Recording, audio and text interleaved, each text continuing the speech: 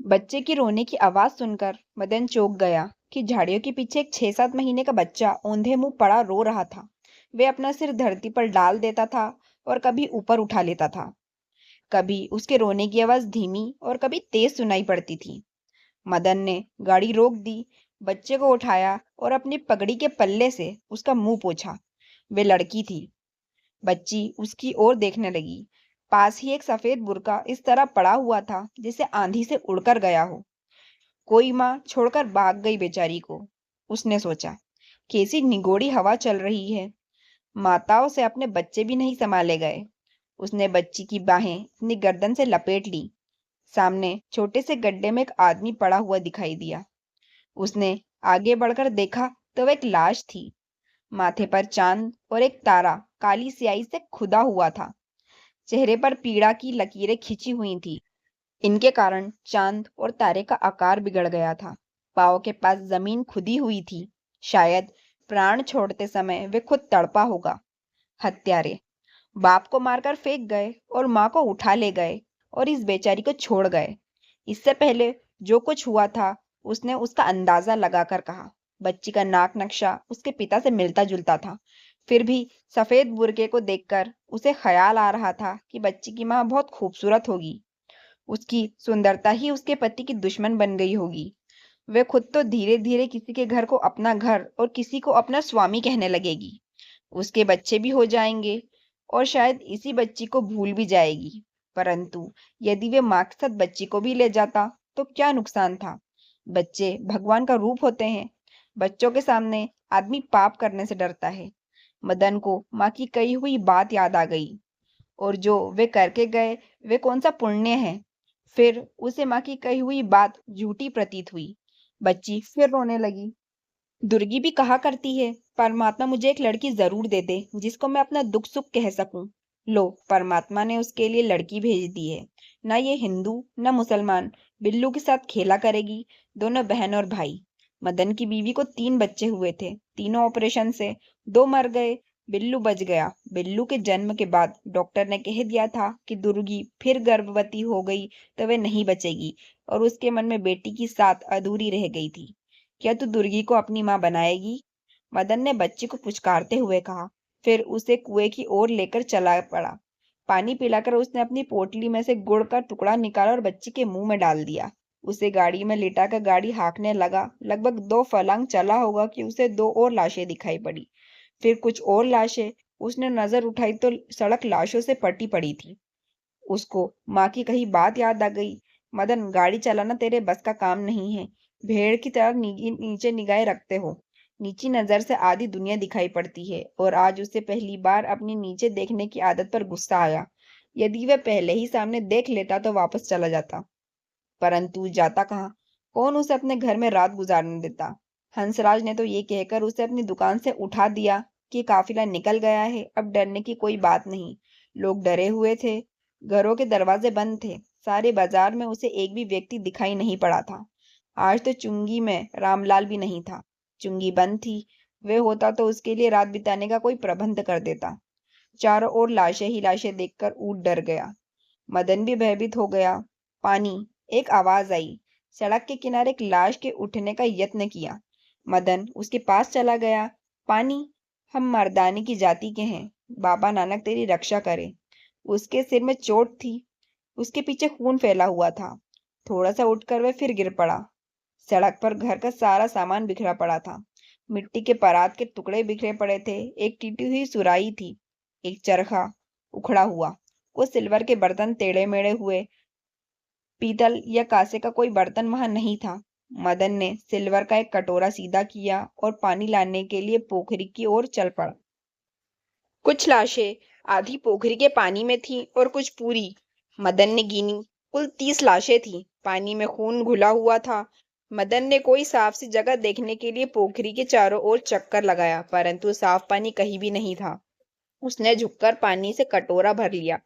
कटोरे से भरे पानी को देखा, उसमें खून था। पता नहीं उसने क्या सोचा और जल्दी जल्दी कदम उठाने लगा। ले भैया, तेरी उम्र बाकी होगी तो किसी ठिकाने पर पहुंच जाएगा। इस पानी में तेरे जिस्म का खून मिला हुआ है। मदन ने उसका सिर उसकी पगड़ी से कसकर बांध दिया। आखिरी गार्ड देने से पहले ही वे उसके हाथों में लुढ़क गया। मदन के जिस्म में कपकपी सी हुई और वे चल पड़ा। पानी। उसने मुड़कर देखा। सड़क के दूसरे किनारे पर एक और लाश हिल रही थी। मदन ने सड़क पर रखा हुआ पानी का कटोरा उठाया। थोड़ा सा पानी कटोरे में था। वे आदमी सीधा सपाट पड़ा हुआ था। उसके घाव में से खून बह बहकर धरती पर जम चुका था। मदन ने उसे बैठाकर घुटनों का सहारा दे दिया। जितना पानी उसने पिया सारा बगल से बाहर निकल गया। उसने घाव बांध देने का इशारा किया। अब तुम मुझे कीकर के पेड़ के सहारे बैठा दो, उसने कहा। मिलिट्री वाले कहीं मुझे जीते जी ही कब्र में न डाल दे। मदन जल्दी जल्दी सारा काम खत्म करके चल पड़ा। दिन खत्म होने को था। वे दिन के उजाले में ही घर पहुंचना चाहता था। अब भी थोड़ा सा भय उसके मन में था। उसने गाड़ी चलाई। 15-20 कदम चला होगा कि गाड़ी का एक पहिया एक लाश की टांग के ऊपर से निकल गया। मदन को गुस्सा आया। उसने गाड़ी से लाठी उठाई और जोर से ऊंट को जड़ दी। ऊंट चिगाड़ता हुआ दौड़ने लगा। गाड़ी 3-4 लाशों के ऊपर से निकल गई। मदन ने उतरकर ऊंट की नेकल पकड़ ली और लाशों को बचा बचा कर चलने लगा। बच्ची ने रोना शुरू कर दिया। मदन को अपनी गलती का एहसास हुआ। मुझे बच्ची के लिए पानी साथ लेकर ही चलना चाहिए था। गाड़ी रोककर उसने बच्ची को गोद में उठा लिया। वे चुप हो गई, परंतु अभी भी किसी बच्ची के रोने की आवाज आ रही थी। शीशम के पेड़ के नीचे 2-3 बच्चे बैठे हुए थे। जब वे उनके पास गया तो सब रोना शुरू कर दिया। एक बड़ा बच्चा एक लाश से लिपटा गया। डरो नहीं, मैं मारने वाला नहीं हूं, उसने कहा। क्या ये तेरा अब्बा है? उसने बड़े बच्चे से पूछा। बच्चे ने सिर हिलाकर हाँ कहा। सभी बच्चे चुप हो गए। मदन सोचता रहा कि वे उनको और क्या कहे। कुछ बच्चे सड़क की दूसरी ओर कीकर के पेड़ के नीचे बैठे थे। कुछ रो रहे थे। एक अपनी मरी हुई माँ की छाती पर सिर रखकर सिसक रहा था। इधर उधर पड़े हुए घायल पानी मांग रहे थे। वे उनका क्या करे, किस किस को संभाले, कहाँ से लाकर पानी पिलाए। वे अकेला अपने पीछे लाशों का एक काफिला छोड़कर आया था। उसके आगे इससे भी बड़ा काफिला पड़ा था जिसमें रास्ता बनाकर उसने घर पहुंचना था दिन ढलने से पहले। पता नहीं ये काफिला कहाँ तक बिछा होगा। सुना था जीवित मनुष्य का काफिला तो 20 मील लंबा था। कुछ देर वह चुपचाप खड़ा रहा।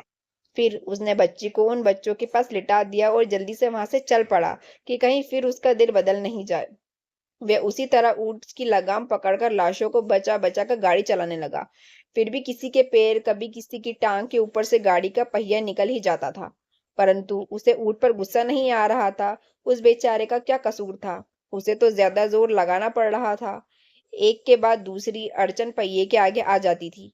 आधे रास्ते में आकर उसे महसूस हुआ कि वह थक गया है। जिससे बाघ के साथ ऊंट की लगाम कभी इधर कभी उधर अब तक खींच रहा था, वे थक गई है और अब इससे लगाम का भार नहीं उठाया जाता।